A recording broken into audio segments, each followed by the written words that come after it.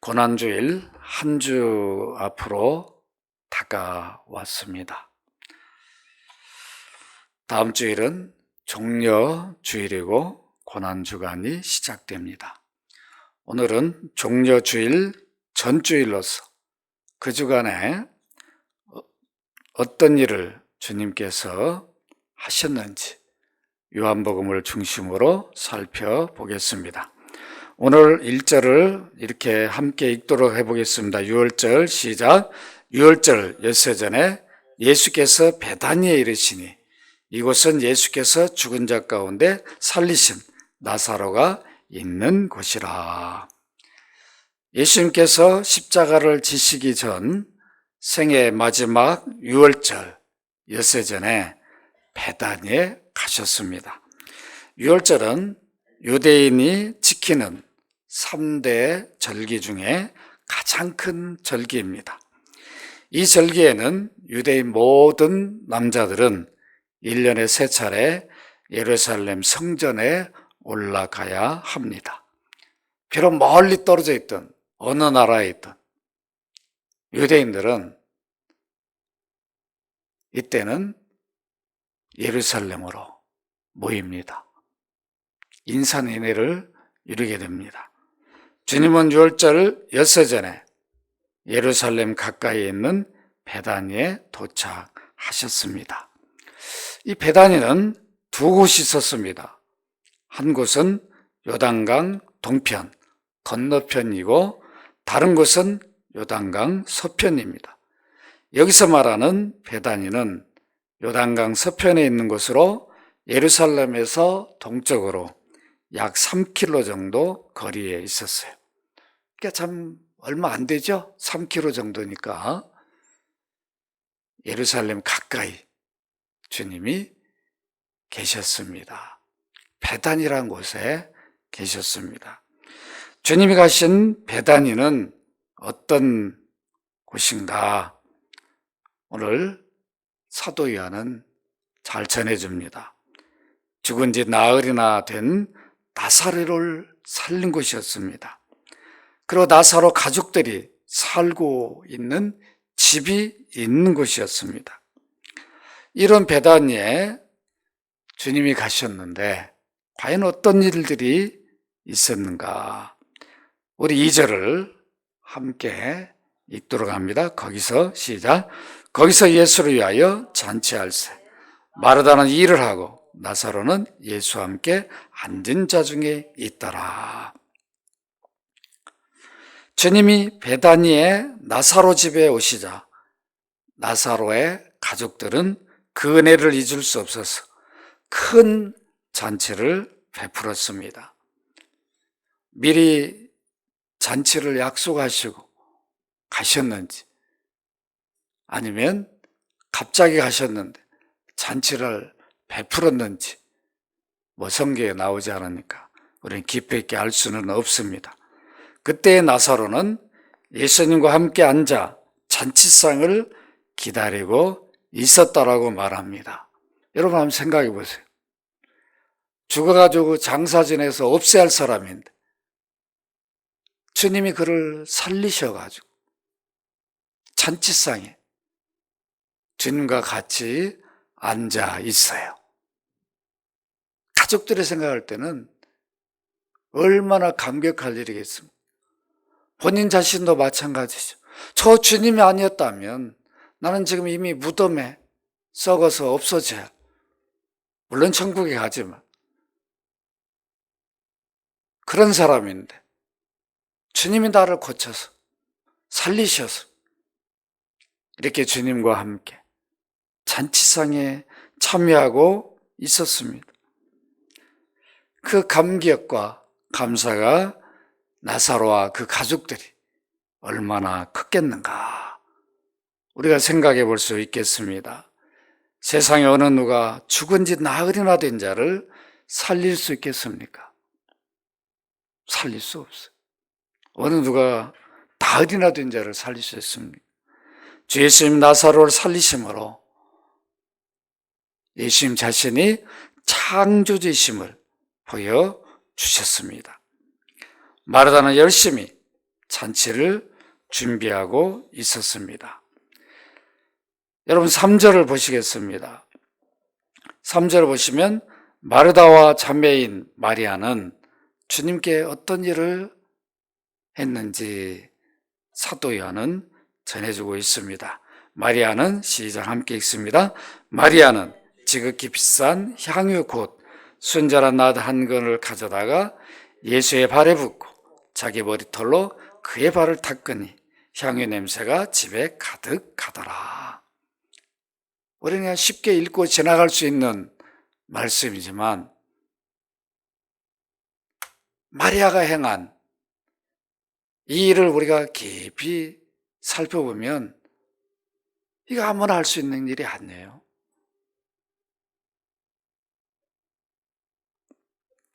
지극히 비싼 향유를 가져다가 예수님의 발에 붓고 그것도 자기 머리털로 예수님의 발을 씻는 일을 마리아가 했다라고 말씀하고 있습니다. 마리아가 사용한 향유는 히말리아산 나드입니다. 나드에서 추출한 향수입니다. 나드 한 근 향유는 5절에서 밝히는 것처럼 약 300데나리온 정도 나가는 가격이었어요. 이 300데나리온은 1데나리온이 노동자 하루 품삯이니까 365일 거의 맞먹는 1년 노동자의 품값을 합친 가격이었어요. 물론 지금 향수가 한 3천만 원, 5천만 원, 더 가는 향수가 있는지는 저는 모르겠습니다. 그러나 대략 이때도 보통 가격이 아니었어요. 지금으로 대략 봐도 3천만 원을 넘는 그런 비싼 향유였습니다. 마리아가 비싼 향유를 가지고 있었다. 이것만 봐도 마리아 가정이 상당히 부유했었다는 것을 보여줍니다. 마리아가 비싼 향유를 구입하여 가지고 있었던 목적이 무엇이었을까? 보통 향수는 자기 몸 가꾸기 위해서 멋지게 보이기 위해서 관심 갖도록 하기 위해서 사용을 합니다. 그런데 마리아는 그렇게 사용하지 않았어요. 주님께 사용했어요. 그렇다면 그가 이 향유를 사서 간직한 목적은 자신을 위한 게 아니라 주님을 위해서 내가 언젠가는 주님을 위해 사용해야 되겠다. 이런 목적을 가지고 있었다라고 볼 수 있습니다. 마리아는 자신과 가족들이 주님으로부터 받은 은혜를 생각하면 이 정도의 헌신은 아무것도 아니라고 생각하였습니다. 자신이 가진 것 가운데 향유보다 더 귀하고 좋은 것이 있었다면 언제든지 얼마든지 드렸을 것입니다. 이것이 마리아의 믿음이었어요. 마리아는 주님께 최선을 다하여 향유를 깨어드리는 섬김의 표를 한 것입니다. 사실 마리아가 향유를 드린 것보다 더 큰 섬김의 모습은 오늘 본문에 나타나 있습니다. 향유를 드린 그것도 소중하지만 더 큰 섬김은 주님의 발에 부은 향유를 자기의 머리털로, 긴 머리털로 닦고 씻었어요. 어떻게 이런 일을 아무나 할 수 있겠습니까? 어느 자녀가 부모를 공경하기 위해서 머리털로 씻고 이런 일을 할 수 있겠습니까? 어느 신하가 왕을 위해서 이런 일을 했다라고 보고가 된 경우가 있습니까? 이런 섬김은 아무나 할 수 있는 일이 아니었습니다. 마리아가 주 예수께 할 수 있는 최고의 섬김을 드렸습니다.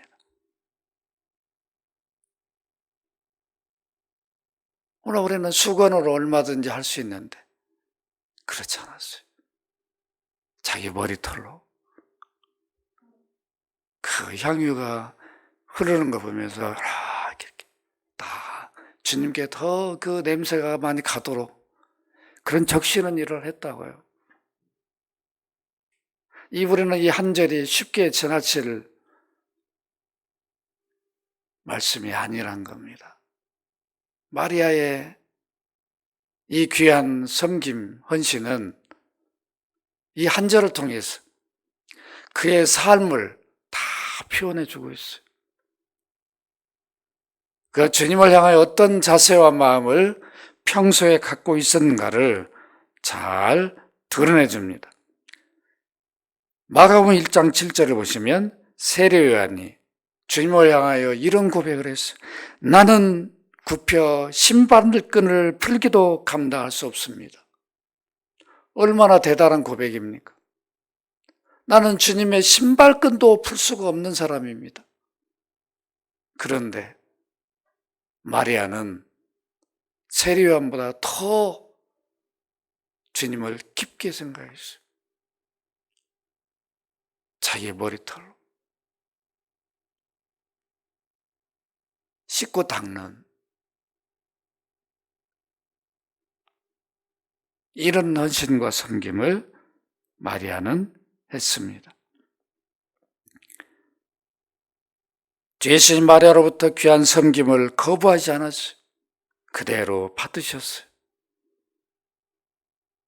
마리아야, 하지 마라. 이러니 안 해도 내가 네 마음 다 안다. 이렇게 하시지 않고 그대로 다 받으셨어요. 이렇게 받으신 이유와 목적이 있었습니다. 마리아가 주 예수께 이렇게 할 수 있었던 것은 단지 자기의 오라비 나사로를 죽은 자 가운데 살린 것에 대한 감사의 표만이 아니었다는 것을 주님은 알고 계셨습니다. 물론 그것이 크죠. 자기 오라비를 죽은 자 가운데 살려주신 것. 그것만 생각해도 무엇이 아깝겠습니까? 그러나 주님은 마리아가 그것만 생각하고 내게 저런 향유를, 그것도 머리털로 저런 섬김을 표한 것이 아니었다는 겁니다. 마리아는 자신과 가족들을 주님이 구원해 주신 은혜와 곧 있을 대속의 죽음을 죽으실 십자가를 생각하면 자신이 가진 물질을 드리는 것은 아무것도 아니었습니다. 자신이 가진 가장 귀한 어떤 것도 주님이 자신의 베푸신 은혜를 비교하면 아무것도 아니었어요. 얼마든지 드릴 수 있었습니다. 자신이 받은 은혜는 주님께 갚을 길 없음을 알고 마리아는 헌신적으로 섬겼습니다. 마리아가 주 예수께 향유를 붓는 것을 가까이서 본 가룟 유다는 어떤 평가를 하였습니까?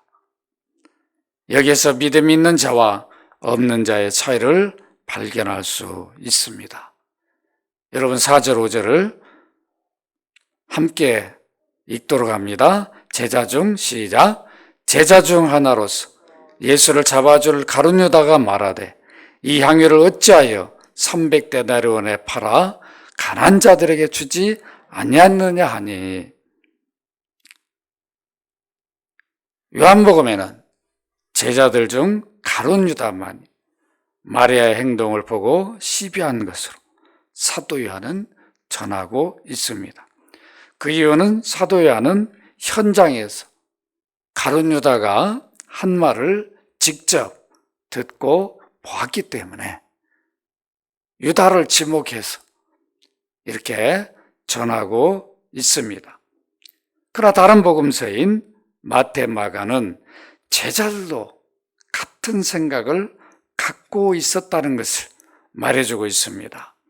마태복음 26장 8절 9절을 보면 제자들이 보고 분기하여 이르되 무슨 의도로 이것을 허비하느냐.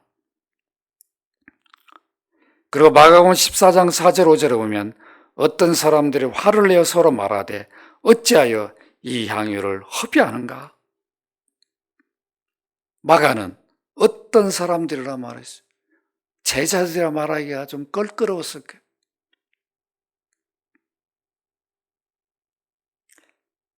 마리아가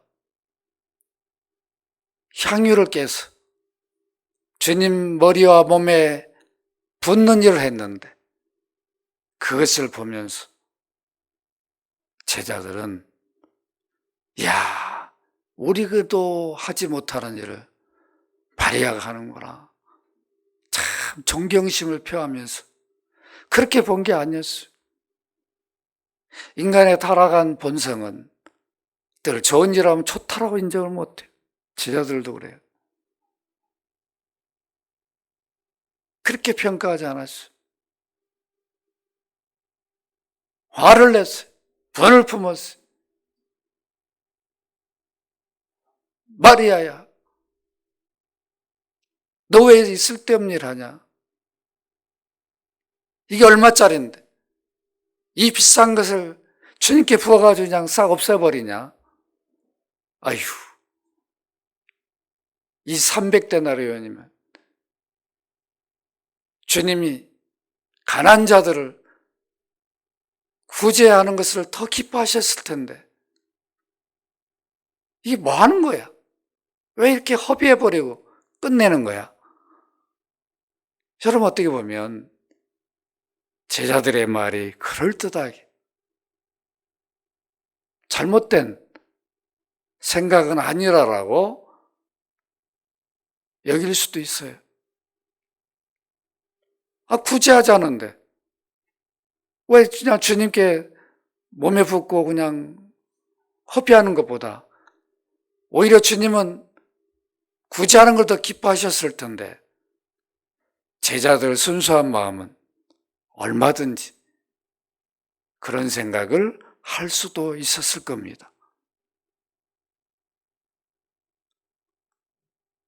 왜 그렇게 생각할 수 있는가? 마태복음 19장 21절에 보면 예수님이 늘 부자들에게 내 소유를 팔아서 가난한 자들에게 주라. 그리하면 하늘의 보화가 내게 있으리라. 그리고 와서 나를 따르라. 이렇게 늘 하시는 말씀을 제자들은 들었어요. 그러니까 마리아도 주님께 부을 게 아니라 300데나리온이나 하는 그 귀한 것을 팔아서 주님 이걸 구제하시죠. 이렇게 했더라면 주님이 더 기뻐하셨을 것이다. 어떻게 보면 제자들로서는 그런 생각을 할 수 있었을 겁니다. 우리는 그 속마음을 알 수가 없잖아요. 우린 제자들이 어떤 마음을 가지고 이런 표현했는지 속을 알 수가 없잖아요. 그러니까 얼마든지 제자들이 좋은 순수한 마음으로 구제를 더 생각하고 주님이 이것을 더 기뻐하셨을 것이다. 이런 생각을 우리는 할 수 있다는 거예요. 그런데 제자들 마음을, 중심을, 속을 꿰뚫으시는 분이 계셨어요. 주 예수님이셨습니다. 유다는 향유의 값이 300데나리온 정도 가치가 있다는 것을 잘 알고 있었습니다. 이렇게 귀한 것을 마리아가 예수님의 발에 부어 허비하는 것을 도저히 보고만 있을 수 없었습니다. 유다가 평소에 주 예수님에 대한 어떤 생각을 하고 있었는지 잘 보여주었습니다. 사도 요한은 가룟 유다를 소개하기를 예수님을 잡아줄 자라고 하였습니다. 가룟 유다는 주 예수님을 은 30냥에 팔 계획을 갖고 있었던 사람입니다. 마태복음 26장 15절에 말씀해 주고 있습니다. 내가 예수를 너에게 넘겨주려니 얼마나 주려느냐. 그들이 은 30을 달아 주었다. 예수님 가치가 은 30 정도밖에 안 됐어요. 당시 노예 값 정도도 안 됐어요. 가룟 유다가 예수님의 가치를 이 정도밖에 평가를 안 하고 있었어요. 그러니까 마리아의 행동이 유다가 볼 때는 아까운 거죠. 허비한 것으로 보일 수밖에 없었습니다. 가룟 유다는 예수님을 따라다니면서도 인류 구속을 위하여 죽는다는 것을 이해하지도 않았고 믿지도 않았습니다. 이런 사람에게 마리아의 행동은 귀한 행동으로 보이지 않았어요. 헌신과 섬김으로 보이지 않았습니다. 허비하는 것으로 보았어요. 가룟 유다는 제자들 중에 회개 업무를 담당하고 있었습니다. 유다의 제안은 그 큰 돈으로 가난한 사람들을 구제하기 위해서가 아니었습니다. 다른 목적이 있었다는 것을 주님은 유다의 마음을 읽으신 후에 6절에서 밝히셨습니다. 여러분 6절 이렇게 말하면 시작. 이렇게 말하면 가난한 자들을 생각함이 아니요 그는 도적이라 돈깨를 맞고 거기 넣은 것을 훔쳐 가밀어라.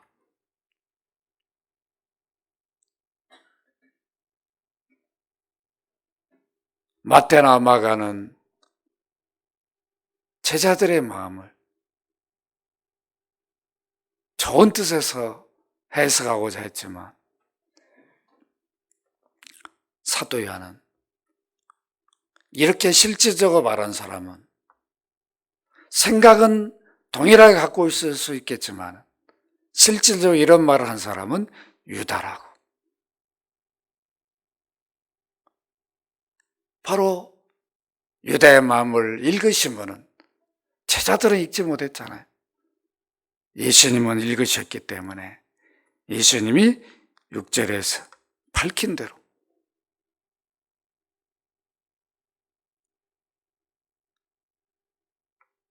사도 요한은 그대로 기록하여 전해주고 있습니다. 유다의 발언에 대하여 주님은 어떤 평가를 하셨습니까? 마리아가 향유를 팔아 유다에게 구제를 부탁하였다면 유다는 그 돈으로 가난한 자들을 구제할 사람이 아니었다는 것입니다. 300데나리온을 예수님, 내가 향유를 파는 가격입니다. 내가 이걸 주님께 부으려고 했는데 가만히 생각해 보니까 주님은 구제하시는 걸 더 기뻐하실 것 같아서 내가 이걸 팔아서 가지고 왔습니다. 그렇다 한다면 주님은 돈꾀를 맡은 재정을 담당, 회계를 담당한 유다에게 맡겼을 거예요. 그럼 유다는 그걸 가지고 마리아가 이런 귀한 마음을 가지고 우리에게 맡겼으니까 우리가 귀하게 구제한 일을 사용해야 되겠다. 이렇게 하고 사용하는 것이 아니었다는 겁니다. 그는 뭐라고 주님이 평가했어요? 도적이라. 어떻게 이렇게 한 번 생각했다고 도적이라고 그러겠습니까? 이미 유다는 재정을 담당하면서 사적으로도 사용했을 것이에요. 도적질했을 것입니다. 그러고 남을 사람이었어요. 아무튼 그가 전에는 어떻게 했는지 그거보다는 지금이 중요했어요. 이미 유다의 마음을 주님이 읽으시고 그는 도적이라 돈깨를 막 거기에 넣는 것을 훔쳐가미로다 300데나리온을 맡길 때 구제했다 하고 얼마든지 자기 것으로 삼고 할 수 있는 사람이었고 그런 계획을 가지고 있었다는 것을 주님은 밝혀주셨습니다. 유다가 마리아의 행동을 저지하는 말을 들은 주님은 마리아의 행동을 어떻게 평가하셨습니까? 늘 베풀기만 하셨던 주님은 마리아로부터 섬김을 받으셨어요. 마태복음 26장 10절을 보면 그가 내게 좋은 일을 하였다. 좋은 일을 했다. 요한복음 12장 7절을 보시면 어떻게 밝히고 있습니까? 예수께서 이르시되, 함께 읽습니다. 시작. 예수께서 이르시되 그를 가만두어 나의 장래할 일을 위하여 그것을 간직하게 하라. 주님은 마리아의 행동을 방해하지 못하게 하였습니다. 마리아가 향유를 부은 것은 두 가지로 설명해 주셨습니다. 하나는 곧 있을 주님의 십자가 죽음의 때를 바라보고, 장래 때를 바라보고 몸의 향유를 미리 부은 것이다. 이렇게 깊이 마리아는 생각을 못했을 수도 있어요. 생각할 수도 있고 못했을 수도 있는데, 마리아는 주님을 너무도 사랑하는 마음, 주님이 베푸신 은혜를 생각하고 향유를, 그 비싼 향유를 붓고 머리털로 탁구하는 이런 일을 편안하게 섬기는 마음으로 했을 수도 있지만, 그러나 주님은 오히려 제자들이 놓치고 있는, 이미 십자가 죽음을 예고하고 유월절이 다가오고 있잖아요. 죽으실 날에. 그런데 제자들은 이걸 놓치고 있었는데 오히려 마리아의 행동을 통해서 주님은 그것을 상기시켜줬어요. 난 곧 죽는다. 곧 장례하게 될 것이다. 이것을 미리 마리아는 알고 이 일을 행했는데 왜 너희들은 이런 생각을 하지 못하느냐? 그렇게 내가 여러 차례 밝혔음에도 왜 여기에 관심을 두지 않느냐? 이런 깨달음을 주시고 있었습니다. 마태복음 26장 12절, 마가복음 14장 8절에도 분명히 내 장례를 위하여 내 장례를 미리 준비했다. 마리아의 향유 부은 것은 이런 귀한 섬김의 헌신의 의미가 있었다는 겁니다. 주님은 마리아가 자신의 죽음과 장사를 미리 내다보고 한 것이라고 평가하셨습니다. 마리아가 주님의 십자가의 죽으심과 장사 지냄을 예비하여 향유를 부은 것이므로 그녀의 행동을 중단하지 말라. 그대로 하게 내버려 둬라. 이렇게 말씀하셨습니다. 주님이 십자가 죽으시면 누구도 가까이 아무나 접근할 수가 없어요. 유대인들은 사람이 죽으면 향품을 하는 그런 관습이 있었습니다. 그때 가서 마리아가 부을 수 있으면 좋을 텐데 로마 병사들이 지키고 접근도 못하죠. 할 수가 없어요. 그러니까 미리 그 죽음을 내다보고 향유를 부은 것이다. 주님은 이렇게 평가를 하셨습니다.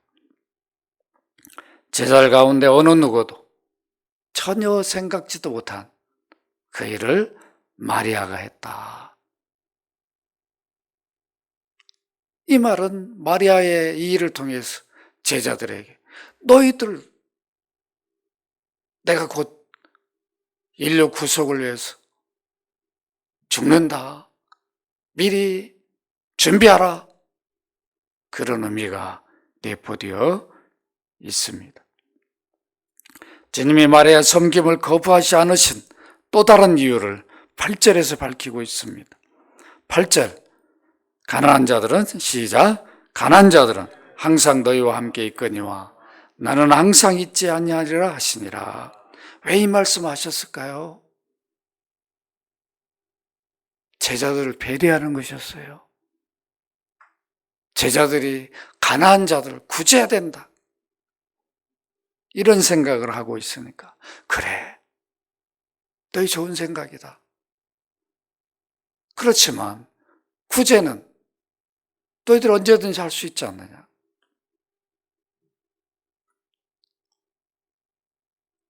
내가 없는 때도 할 수 있고 너희들은 늘 그걸 해야 한다. 그러나 지금은 구제할 때가 아니라 마리아가 내 장례 때를 준비한 것처럼 그가 이 소중한 일을 한 것이다. 가난한 자들은 항상 너희와 함께 있거니와 나는 항상 잊지 아니하리라.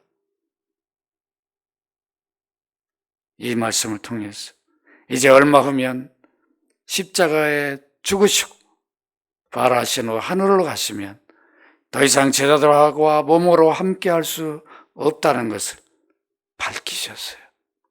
떠나실 것을. 내가 떠나면 너희들이 내게 진정한 내 몸을 가지고 있을 때 이런 섬김과 헌신을 할 수 없지 않느냐. 이걸 마리아는 내다보고 한 거 아니냐. 굳이야 내가 떠난 다음에도 너희들이 얼마든지 할 수 있지만은 마리아와 같이 이렇게 장례를 준비하는 일은 이때 아니면 언제 하겠느냐. 헌신과 섬김도 때가 있다는 것을, 항상 기회가 있는 게 아니라는 것을, 기회가 주어졌을 때 해야 함을 밝혀주셨습니다. 제자들은 주님의 십자가를 생각하지도 못하고 관심도 없었지만 마리아는 주님의 십자가를 지시기 전에 헌신할 마지막 기회를 놓치지 않았어요. 이렇게 놓치지 않은 이유는 언제든지 주님께 헌신할, 섬길 자세를 가지고 있었다는 것을 보여줍니다. 그런 자세를 가졌으니까 기회만 주어지면 하는 거죠. 어떤 분들은 기회가 주어져도 안 해요. 헌신을 못합니다. 섬기는 일을 못합니다. 맡겨져도 못한다. 그러나 마리아는 자기 집에 주님이 오셨잖아요. 마지막. 언제 주님이 또 오실 수 있겠어요? 이 마지막 기회구나. 이 기회를 놓치지 않고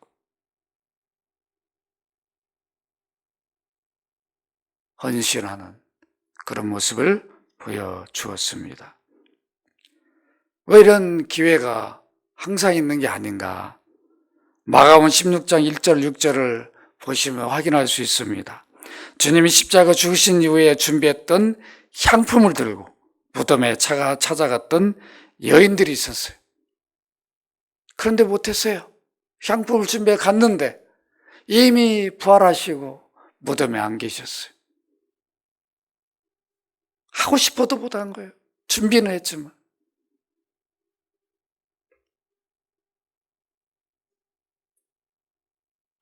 이런 마음을 갖는 것도 소중하지만 내가 하고 싶었는데 기회를 놓쳤네. 우리가 이런 때가 있다고요. 그러면 안 된다는 겁니다. 항상 기회가 주어지는 게 아니에요. 우리가 선교 구제하는 일도 지금 할 수 있을 때 해야 되는 거죠. 주님이 그걸 기뻐하시는 거죠. 아무것도 아닌 것 같아도. 우리가 다 함께 따라서 묻어서 가는 것처럼 우리는 그렇게 할지라도 주님은 마르다의 헌신과 섬김을 귀하게 평가하신 것처럼 우리의 조그만 헌신과 섬김도 주님 오히려 귀하게 평가하시고, 우리가 작은 것들을 쓸지라도 선교지에서 크게 놀랍게 주님은 사용하실 수 있고, 우리가 이웃 구제를 작은 거 했지만 주님은 오히려 그것을 통해서 크게 위로하고 큰 힘을 얻도록 얼마든지 역사하실 수 있다는 것을 보여주고 있습니다.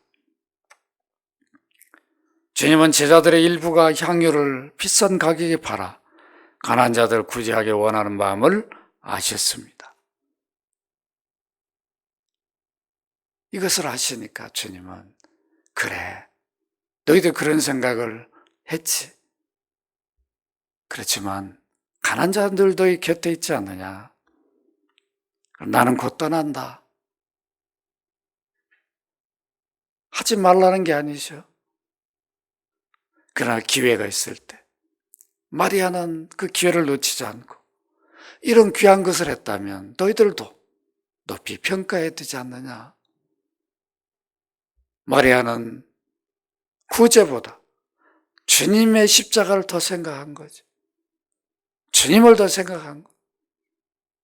제자들은 주님의 십자가보다는 구제를 먼저 더 생각한 것이. 우리가 늘 구제 섬김도 선교도 주님을 사랑하는 마음이 더 앞서야 되는 거죠. 그 마음이 있을 때 더 구제하게 되고 더 선교할 수 있는 것입니다. 그것도 없이 얼마든지 우리는 할 수 있어요. 마리아와 같은 생각을 해야 한다는 것을 주님은 말씀해 주셨습니다.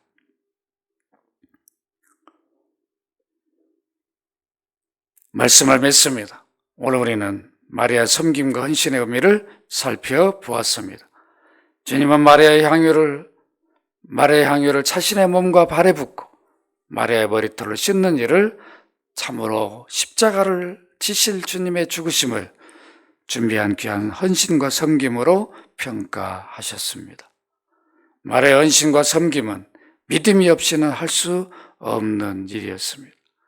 물질로만 드리는 것이 아니라 자신의 온 마음을 다하여 존경심을 가지고 주님을 섬겼습니다. 머리털로 주님의 몸과 발을 씻는 일을 보임으로 드러내 주었어요. 주님은 마리아의 헌신을 받으시고 어떤 은혜를 주셨습니까? 이렇게 평가만 하고 끝난 게 아니라 마태복음 26장 13절을 보시면 내가 진실로 너희에게 이르노니 온 천하에 어디서든지 이 복음이 전파되는 곳에서는 이 여자가 행한 일도 말하여 그를 기억하리라. 얼마나 귀한 약속을 주셨습니까? 마리아가 헌신하고 섬김으로 끝나버린 게 아니라 그것이 복음이 전파되는 곳마다 마리아의 섬김이, 헌신이 증거되게 했어요. 전해지게 했어요. 말해지게 됐어요. 그 사복음서. 우리가 공간복음, 마태, 마가, 또 요한복음까지도 다 증거하고 있어요.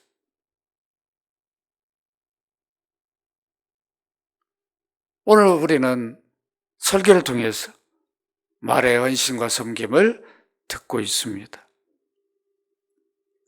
마리아가 얼마나 믿음의 사람이었는가.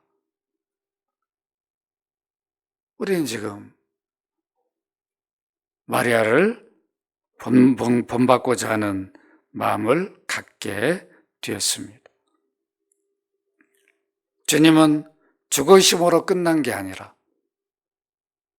이 복음이 온 천하에 전파될 것을 말씀해 주셨습니다. 우리 마리아가 주 예수님께 행한 일을 본받아야 합니다. 헌신할 기회를 놓치지 않았던 마리아는 평소에 늘 주님을 향한 헌신과 섬김이 있었음을 보여줍니다. 마리아의 모습을 성경에서 보면 늘 말씀을 사모했어요. 어떻게 하면 주님 곁에서 말씀을 들을까? 주님과 교제하고자 하는 간절함이 있었어요. 그러니까 늘 주님을 생각하고 어떻게 하면 어떤 기회가 주어지면 주님께 어떻게 할 것인가 이런 생각을 하고 있었던 사람이 마리아였습니다. 주 예수님의 양은 어떤 믿음을 갖고 있느냐에 따라서 마리아와 같은 헌신과 섬김을 할 수 있습니다. 그러나 반대로 가룟 유다와 같은 예수님을 이용만 하려는 생각도 얼마든지 할 수 있다는 것을 보여줍니다. 믿음의 차이가 이렇게 크다는 것을 확인할 수 있어요. 누구나 믿음을 가졌다고 해서 마리아처럼 헌신하고 섬기는 것은 아니란 겁니다. 제자들 다 믿음을 가졌잖아요. 물질과 하나님을 겸하여 섬기지 못합니다. 마태복음 6장 24절에 분명히 밝히고 있어요. 한 사람이 두 주인을 섬기지 못한다. 우리는 하나님과 물질을 겸하여 섬길 것으로 생각합니다. 하나님 내게 물질을 많이 주세요. 그럼 내가 그것으로 선교하고 구제할 겁니다. 하나님 속이는 겁니다.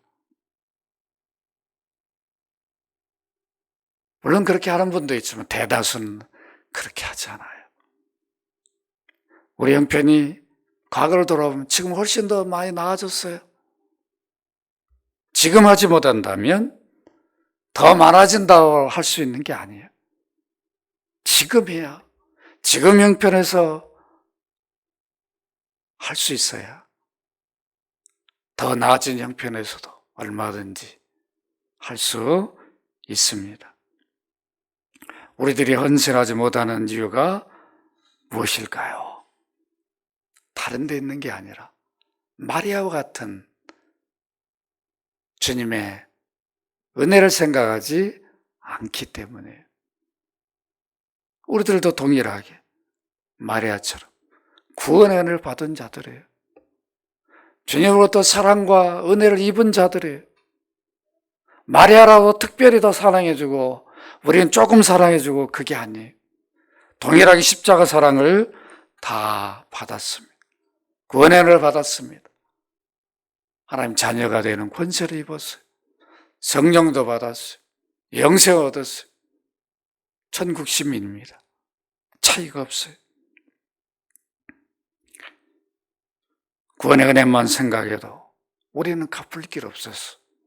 마리아처럼 얼마든지 헌신과 섬김을 할 수 있습니다. 은혜를 얻은 자들만이 주님을 향한 진정한 찬 섬김과 헌신을 할 수 있습니다. 받은 은혜를 깊이 생각하면 주님과 주의 나라와 의를 위해서 헌신과 섬김을 할 수 있습니다. 은혜를 은혜로 여기지 못하면, 기억하지 않는다면 우리는 주님을 향하여 어떤 섬김과 헌신도 할 수 없습니다. 오늘 마리아의 헌신과 섬김을 본받아서 언제든지 주님이 기뻐하신 일을 여러분들이 하실 수 있기를 바랍니다. 마리아처럼 주님을 향한